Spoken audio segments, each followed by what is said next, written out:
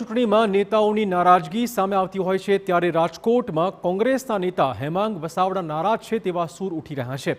નારાજ હેમાંગ વસાવડાને મનાવવા રાજકોટ કોંગ્રેસના લોકસભાના ઉમેદવાર પરેશ ધાનાણી પહોંચ્યા હતા। આ વિશે પરેશ ધાનાણીને પૂછાયું ત્યારે તેમણે કોઈ વિખવાદ ન હોવાની વાત મૂકી છે। બીજી બાજુ હેમાંગ વસાવડાએ કહ્યું હતું કે કોઈ જૂથવાદ નથી।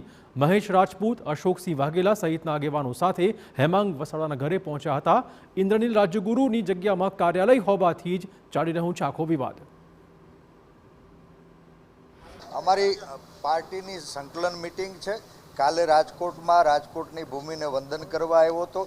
આજ રાજકોટ પરિવારમાં બધા જ આગેવાનો સાથે મળી અને આ રાજકોટના રણ મેદાનની અંદર કઈ રણનીતિથી આગળ વધી શકાય એ ચર્ચાઓને અમે આગળ વધારી રહ્યા છે અને એ પરિવારની વાતો આવતા દિવસોમાં તમારી સામે આવશે। શું કહેશો પરેશભાઈ, આપને મનાવવા આવ્યો એવી વાત છે, નારાજગી હતી? સાવ ખોટી વાત છે। પરેશભાઈ અમારા માનીય લીડર છે એટલું નહીં, અમારા રાજકોટ કોંગ્રેસમાં મોટા ભાઈ તરીકે ગણાય છે।